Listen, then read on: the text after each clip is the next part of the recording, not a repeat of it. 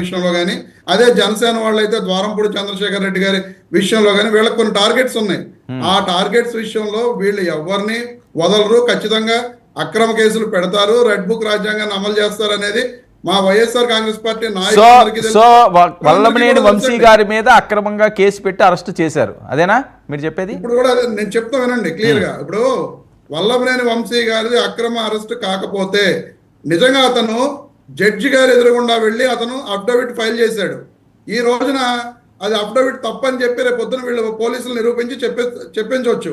రేపొద్దున అధికారం మారిన తర్వాత నన్ను ఆ రోజున మళ్ళీ పోలీసులు ఇబ్బంది పెట్టారు, నేను జడ్జి గారు ఎదురుగుండా చెప్పినా నీ మీద ఇంకా 100 కేసులు పెడతాం, నువ్వు మాకు పోలీసులకి తప్పుడు కేసు పెట్టాం ముందని చెప్పి మేము కేసులు పెడతామని చెప్పి ఆ రోజు బెదిరించారని చెప్పి రేపొద్దున మళ్ళీ మేము అధికారంలోకి వచ్చిన తర్వాత ఇతను చెప్తే దాన్ని ఏం చేయాలంటారు వర్మ గారు మీరు? ఇప్పుడు మొన్న అతను జస్ట్ కోర్టుకు వెళ్లకుండా పోలీస్ వరకు నేను కేసు నేను ఇది చేయనండి అని చెప్పి ఎక్కడన్నా ఇది చేసుకుంటే అది వేరే విషయం, రాజీ పడి ఉంటే. కానీ గౌరవ జడ్జి గారు ఎదురుకుండా అతను అఫిడవిట్ ఫైల్ చేశాడు, నేను లేను ఆ సమయంలో. సో మరైతే ఈ కేసు నిలబడదా, ఈ అరెస్ట్ నిలబడదా, కేసు నిలబడదా? అరెస్ట్ ఖచ్చితంగా నిలబడుతుంది, అక్రమ అరెస్ట్ కదా. ఎందుకంటే దాంట్లో SC/ST సెక్షన్ పెట్టారు. ఎందుకు SC/ST సెక్షన్ ఉన్నప్పుడు ఖచ్చితంగా రిమాండ్ ఇస్తారు, ఇవ్వకుండా ఉండదు. కానీ ఆ SC/ST సెక్షన్ కూడా మొన్న కోర్టు ఇచ్చిన జడ్జిమెంట్స్ లో బహిరంగంగా ఎక్కడైనా SC/STలను తిడితే తప్ప దాన్ని SC/ST కేసు కింద రమేష్ గారు కాదు మీకు అంటే కాదండి రమేష్ గారు, మీకు అంటే బాధపడతారు కానీ వైసీపీ వాళ్ళందరూ ఏమండి SC/STల మీదే SC/ST అట్రాసిటీ కేసులు పెట్టారండి సార్. ఇప్పుడు వీళ్ళు అంతకు మించి 2014-19లో అదే SC/STల మీద SC/ST అట్రాసిటీ కేసులు పెట్టినవి కూడా ఉన్నాయండి. ఎవరు పెట్టినా అంటున్నాను సార్.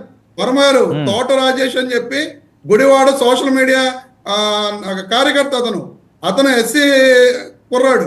అతన్ని తెలుగుదేశం ప్రభుత్వ హయాంలో అతను SC అయినా సరే అతని మీద SC/ST కేసు పెట్టి వీళ్ళు అరెస్ట్ చేశారు. మరి ఆ రోజున SC/ST గుర్తు రాలేదండి? ఎవరు చేసినా మీ రాజ్యాంగాలు మీకు ఉంటున్నాయి కదా అధికారం ఉండేసరికల్లా. ఇప్పుడు అదే చెప్తున్నా, ఇప్పుడు వీళ్ళు పెట్టిన కేసు SC/ST కేసు మూలంగానే అది రిమాండ్ అయితే అవ్వచ్చు తప్ప వేరే దాని మూలంగా ఏమవుతుంది. ఎందుకంటే గౌరవ జడ్జి గారు ఎదురుకుండా అతను అఫిడవిట్ ఫైల్ చేశాడు. ఫైల్ చేసిన వ్యక్తి ఈ రోజున మళ్ళీ ఓకే రమేష్ గారు సరే మీరు చెప్పేది ఏంటంటే వంశీ గారు కడిగిన ముత్యం అంతేనా?